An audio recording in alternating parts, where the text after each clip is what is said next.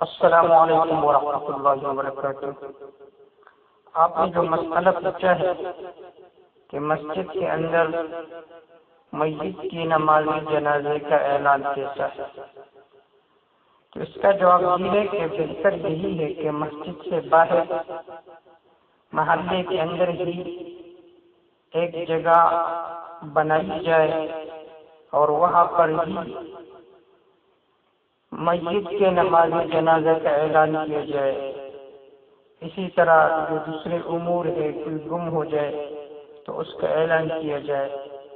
مسجد جو ہے وہ صرف عبادت کے لیے اور یہ عبادت کے لیے خاص ہونی چاہیے، لیکن بوقت ضرورت، جیسا کہ آج کل شہروں کے اندر جگہ تنگ پڑتا جا رہا ہے، تو اگر بوقت ضرورت مسجد کے اندر مسجد کی نماز جنازے کا اعلان کیا جائے تو شرعاً اس میں اتنی کی قباحت موجود نہیں ہے۔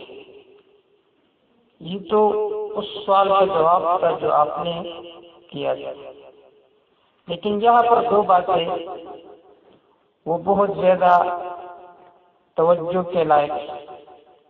پہلی بات یہ ہے کہ میت کے نماز جنازہ کا اعلان یہ جائز ہے یا نہیں، اور دوسری بات یہ ہے کہ بعض روایات میں ممانعت آئی ہے تو اس کا کیا جواب ہے۔ تو سب سے پہلے میت کے اعلان جنازے سے متعلق المعجم الکبیر للطبرانی، اسی طرح السنن الکبریٰ للبیہقی میں ابن عمر رضی اللہ تعالیٰ عنہ کی روایت موجود ہے کہ رافع بن خدیج رضی اللہ تعالیٰ عنہ جب فوت ہو گئے تو آپ نے ان کی وفات کی اطلاع مدینہ کے ارد گرد والی بستیوں تک پہنچانے کا حکم دیا تھا، اور اسی طرح نماز جنازہ کا اعلان فرمایا تھا۔ تو اس سے معلوم ہوا کہ میت کے نماز جنازہ کا اعلان یہ درست ہے۔ اب یہاں پر ایک سوال آتا ہے کہ امام ترمذی رحمہ اللہ نے ایک روایت نقل کیا ہے کہ جس میں یہ ذکر ہے کہ میت کے نماز جنازہ کا اعلان درست نہیں ہے اور اس سے منع آیا، اور امام ترمذی رحمہ اللہ نے اس روایت کو نقل کرنے کے بعد فرمایا ھذا حدیث حسن۔ تو اس کا جواب یہ ہے کہ یہ روایت ضعیف ہے، کیونکہ اس میں ایک راوی ہے بلال بن یحییٰ کی حذیفہ بن الیمان رضی اللہ تعالیٰ عنہ سے ملاقات ثابت نہیں۔ جس روایت کے اندر انقطاع ہے، اور جو روایت منقطع ہو تو وہ بھی بحکم ضعیف ہوتا ہے۔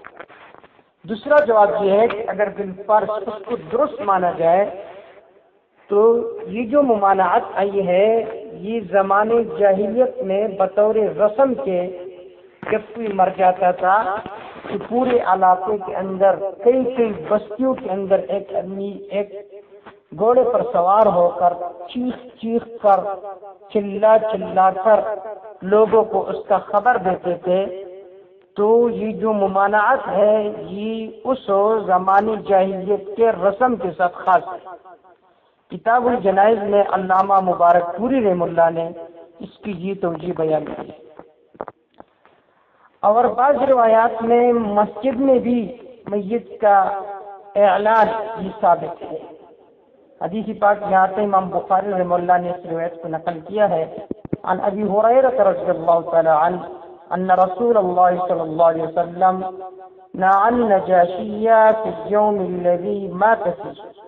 امام بخاری رحمہ اللہ نے اس کو نقل کیا اور امام مسلم رحمہ اللہ نے کہ آپ صلی اللہ علیہ وسلم نے جب نجاشی فوت ہو گئے تو آپ نے اسی دن اس کی موت کی خبر دی۔